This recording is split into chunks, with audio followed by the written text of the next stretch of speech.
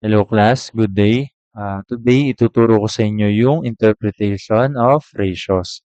Itong interpretation of ratios is continuation lamang ng ating financial statement analysis.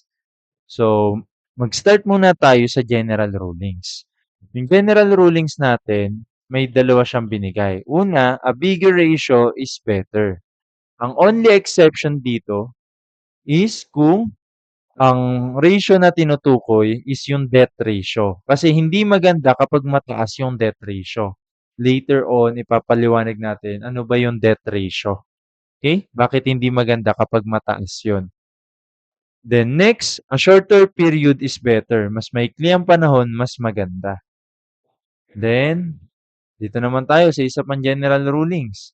Sa pag-ratio, sa paggawa ng ratio. Ayan.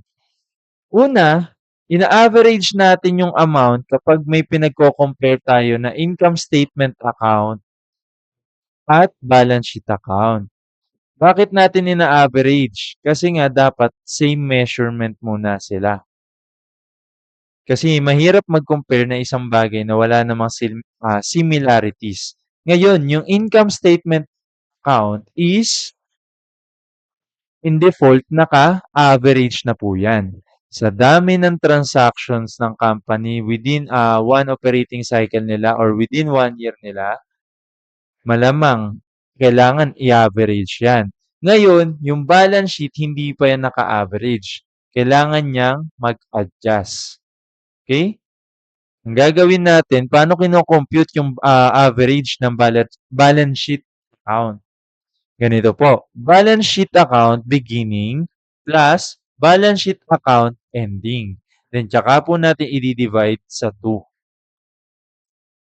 Okay, alam na natin kung kailan dapat mag-average.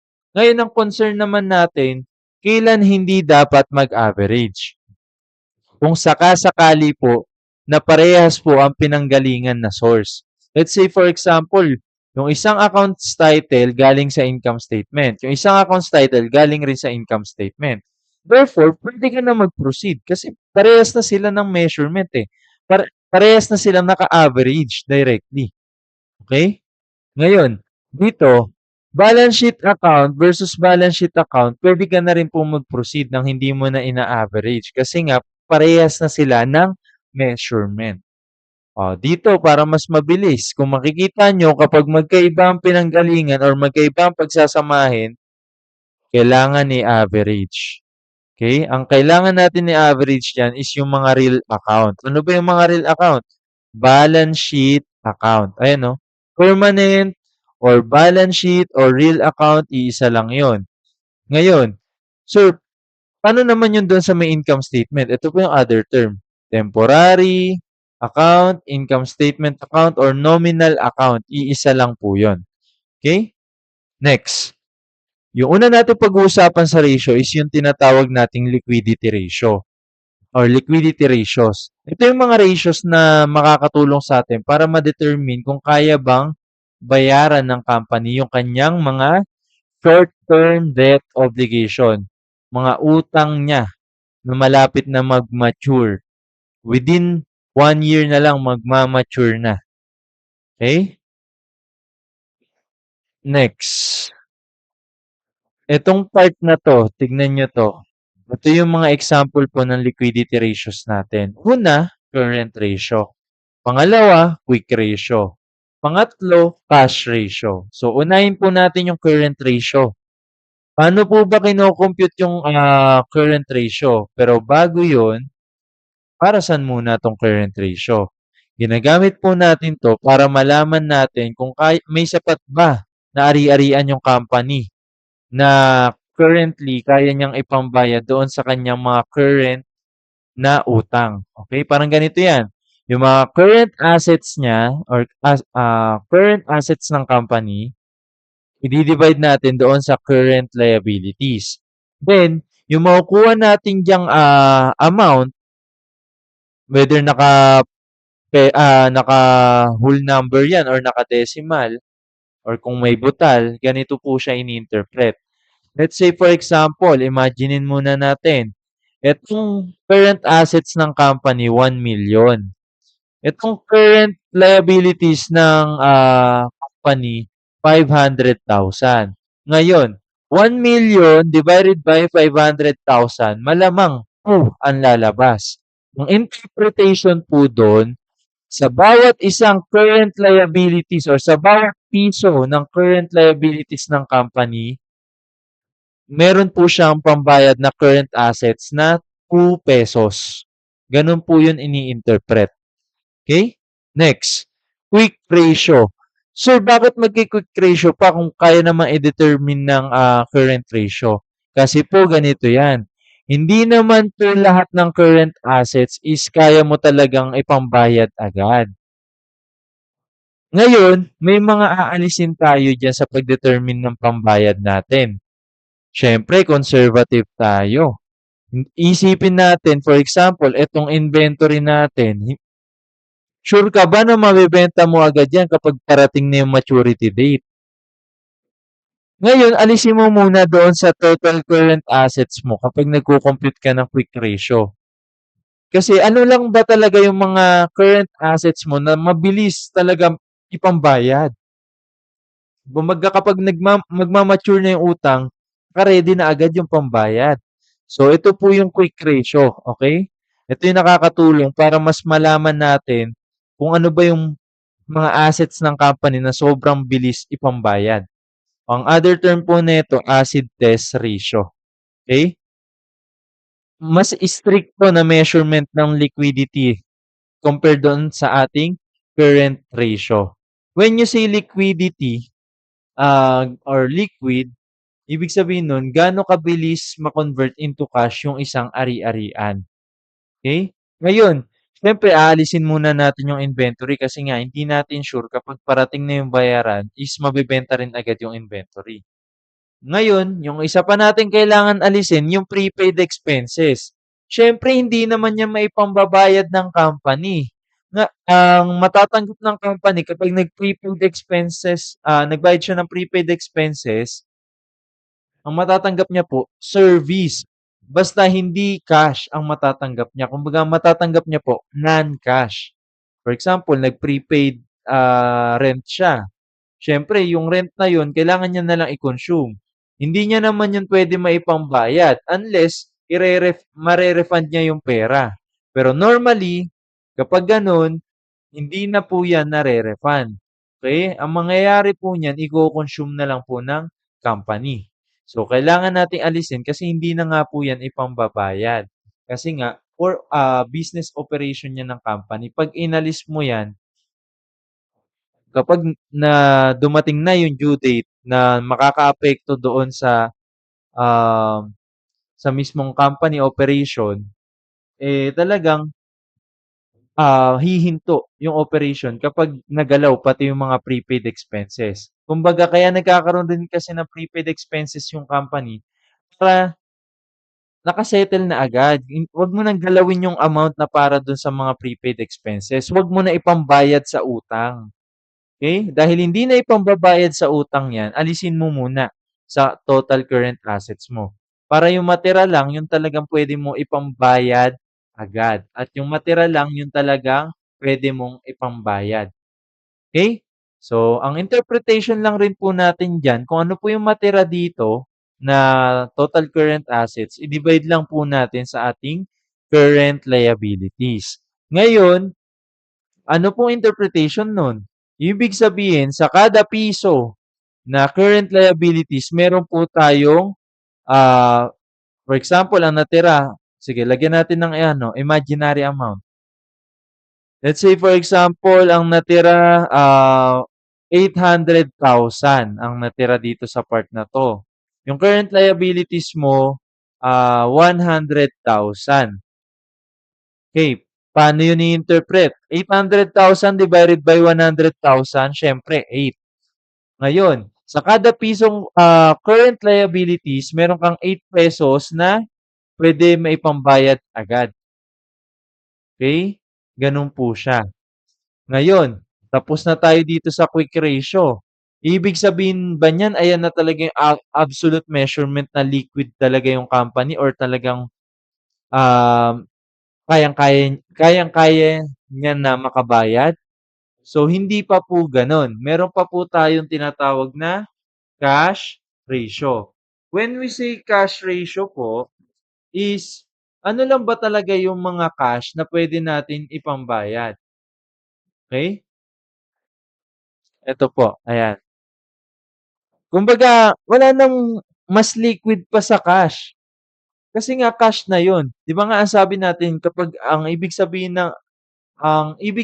ng liquidity is gaano kabilis ma-convert into cash yung isang asset. Ang kaso nga lang cash na 'to. So, dapat siya na yung pinaka-liquid.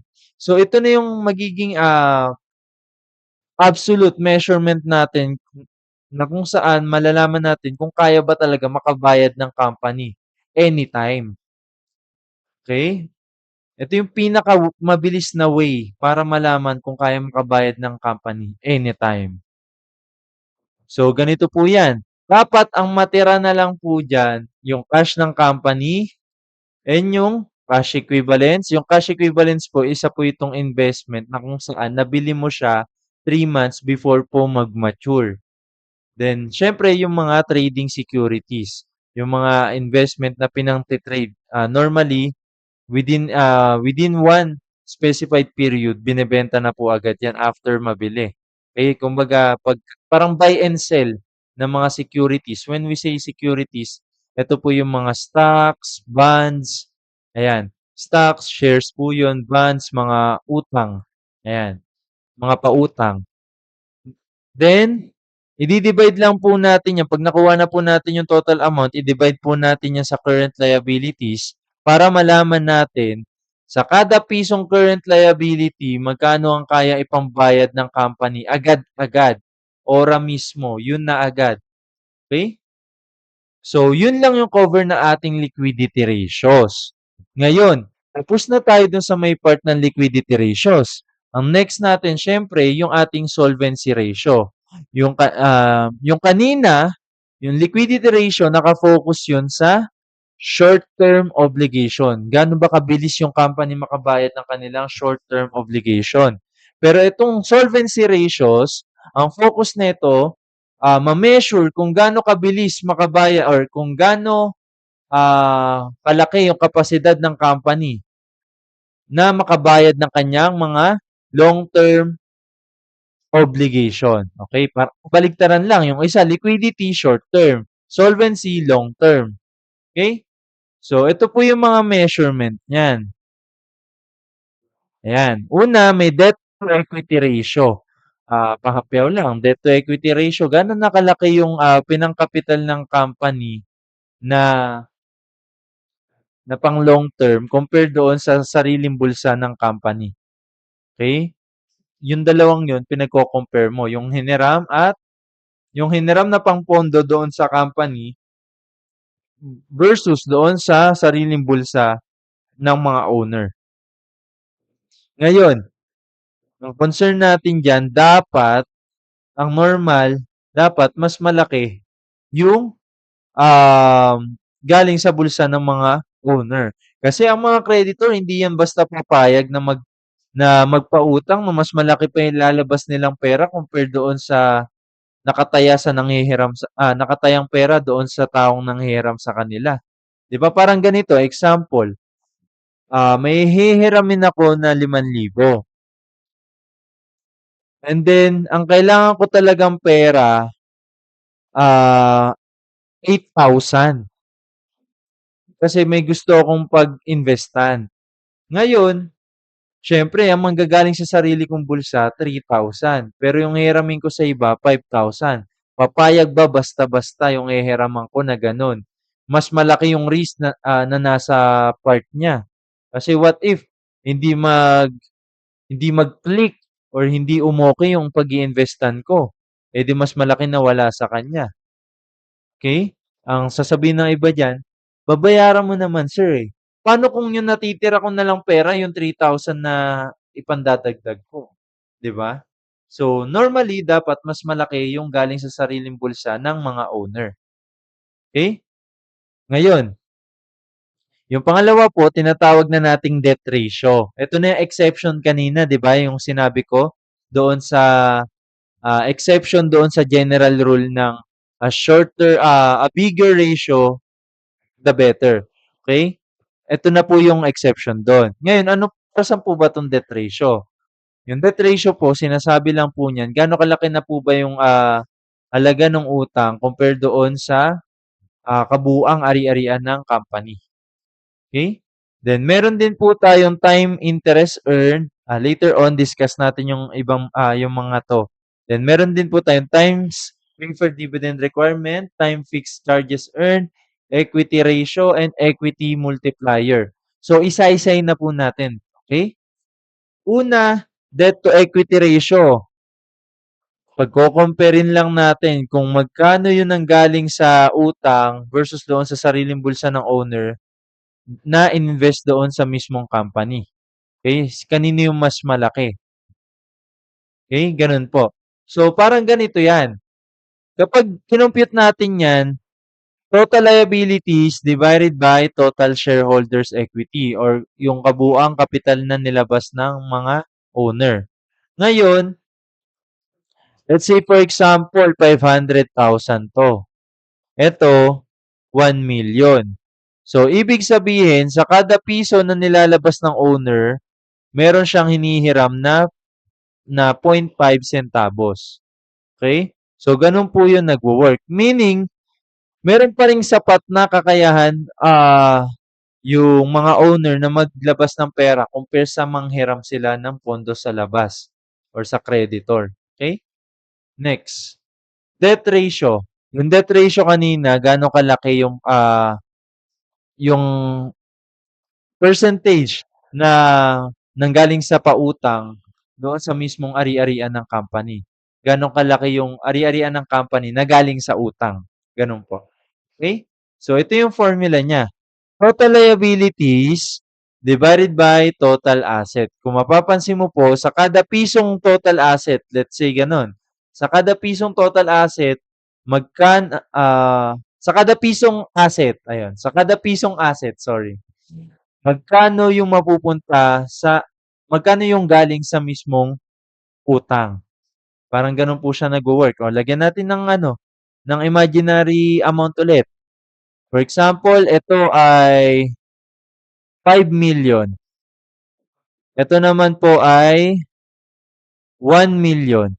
Ngayon, 1,000,000 divided by 5,000,000, makakakuha po tayo ng 0.20 centavo or centavos. Okay? Ngayon, yung 0.20 na yon, ibig sabihin nun, sa kada pisong ari-arian ng company, galing yung 20 centavos doon sa utang. Okay? Galing sa creditor. Next. Times interest earned. Itong times interest earned, mini-measure natin kung kaya ba ng company makapagbayad ng mga interest expense niya based sa performance ng company. Okay? So, ito po yon.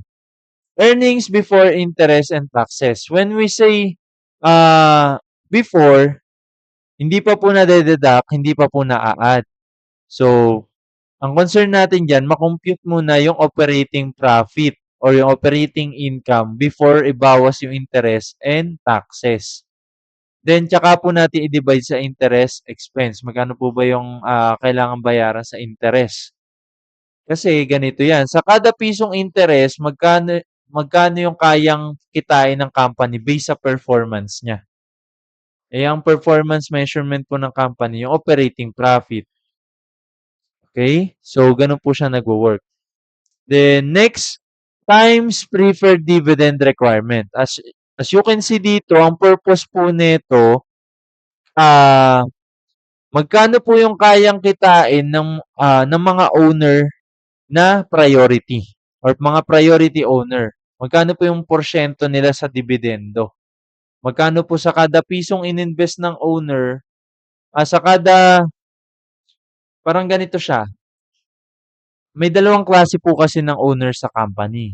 Una, meron po tayong tinatawag na common stockholder and meron po tayong tinatawag na preferred stockholder. Yung common po or ordinary stockholder is sila po yung mga owner na hindi priority. Okay? Hindi po sila priority.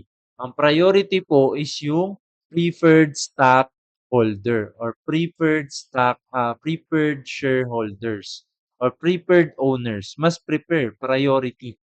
Okay? Priority sila. Ngayon, siyempre, iba yung dividendo na ibibigay sa kanila. Meron na po naka-separate na dividendo. Ano po ba yung dividendo na yan? Ayan po yung share o yung hati nila doon sa profit ng company. May nakatabi po na dividendo para sa kanila. Then, syempre, kukunin po yun sa kikitain ng company. Ngayon, ang concern natin dyan, magkano po ba ang nakalaang kita ng company para sa dividendo ng mga priority na owners? Okay? So, ganun po siya iniintindi. Tandaan niyo po, yung pagbibigay ng dividendo ng company, it is not a legal obligation. It is discretionary sa part ng company kung magde-declare sila ng dividendo that time. Kasi ganito po 'yan. Paano po kung mandatory ang dividendo na binibigay every year? Eh hindi naman every year kumikita yung company. Kapag nagbigay po yan ng dividendo, tapos hindi naman po kumita yung company that year, para mo nang binabalik yung kapital ng mga nag-invest or ng mga owners. Okay? Hindi na po matatawag na dividends yun or share in profit. Return of capital na po yun. Kaya hindi po required ang ating magbibigay ng dividendo. It is constructive obligation on the part of the company. Okay? Constructive, meaning nasa kanya discretion. Siya ang nagde-declare, siya ang nagsasabi kung kailan siya magbibigay ng dividendo. Okay? Nasa kanya po ang control. Next, time fixed charges earned. Minimeasure po natin yung sa ratio na to, yung ating pambayad sa ating mga fixed charges or mga fixed expenses ng company. Let's say, for example, ito po, interest, leases, insurance, sinking fund payments. Yung interest po, kapag nanghiram ka, syempre may fixed kang babayaran na interest, buwan-buwan, or fixed rate, naka-fix na yung rate niyan. So, yung leases, yung mga renta mo, ayan, fixed charges po yan, mga fixed expenses mo po yan. Unavoidable. Hindi mo po yan maiiwasan na contractual obligation. Bakit hindi mo maiwasan? Kasi meron pong kontrata. And ang kontrata po, may bisa po yan ng batas. Ngayon, matatawag na nating fixed charges yan kasi obligado ka na nabayaran yan every period. Next, insurance expense. Yung insurance po is madalas fixed naman yung bayad mo dyan buwan-buwan. Okay? Yung iba every year nagbabayad. Fixed pa rin naman po yun. Okay? Next, sinking fund payments. Yung sinking fund payments po, ito po yung pondo na kung saan ginagamit yung pondo para pambayad ng mga long-term obligation or mga long-term liability. Kasi pag hindi po yun nabayaran, yung mga long-term liability, eh madalas malalaki po yung mga long-term liability. Pag hindi po yun nabayaran, malaki po ang chance na lumubog ang company. Kaya sinking fund payments. Pondo para hindi lumubog yung company. Kasi pambayad yun para sa mga long-term obligation. And usually, malalaki yung mga amount ng mga long-term obligation. Kasi hindi naman po papatagalin ang pagbabayad dyan sa mga yan kung maliit lang yung amount dyan. E di bayaran mo na lang agad kung maliit lang pala yung amount. Eh kung malaki, syempre, uunti-untiin mo po. Okay? So, paano po kino-compute yan? Earnings before interest and taxes divided by total fixed charges. Ibig sabihin po niyan, sa kada piso na fixed charges mo po, magkano ang kaya ibayad ng company based sa performance ng company. Okay? Based po sa performance ng company. So, yun lamang po yung other term po nito for operating income or operating profit. Kasi So, hindi sa pa susunod po po, ang kino-consider pag-uusapan yung naman effect natin is ng yung interest profitability and ratios taxes. Kasi and ito po, hindi po yan marketable pwedeng maging ratios. batayan ng Thank you ating po. performance ng company. Kasi po, uncontrollable po yan sa part ng management. Kaya hindi nila makokontrol yan. Kumbaga, every period, talagang kailangan nilang bayaran yan. Kapag nanghiram sila, di na nila maiiwasan yan. Yun ang interest. Kapag nag-operate sila, di nila maiwasan yung taxes kasi talagang may tax once you operate. Regardless kung mayroon kang kita o wala. Okay, relate lang natin yung business tax. Yung mga tax doon sa negosyo, regardless kung may kita sila o wala, may kailangan silang bayaran na taxes. Okay? If a fixed charge is already deducted in order to get earnings before interest and taxes, it shall no longer be part of the denominator in the computation. Ngayon po, ang sabi diyan, kung sakaling yung fixed charge daw po is nabawas na doon sa earnings before interest and tax, hindi na rin po dapat yun maging part dito.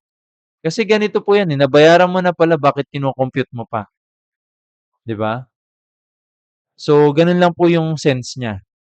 Next, equity ratio. Ito pong equity ratio, ang concern po natin dito, gaano kalaki po ang halaga ng galing sa sariling bulsa ng mga owner doon sa naka-invest na ari-arian sa negosyo.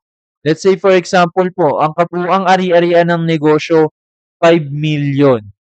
Gaano kalaki ang galing sa sariling bulsa ng mga owner? Let's say for example, 50%. Di 2.5 million, ganun po siya nagwo-work. So, ganito po yung pag-compute niyan. Total shareholders equity, ito po yung claim ng mga owners, divided by total assets.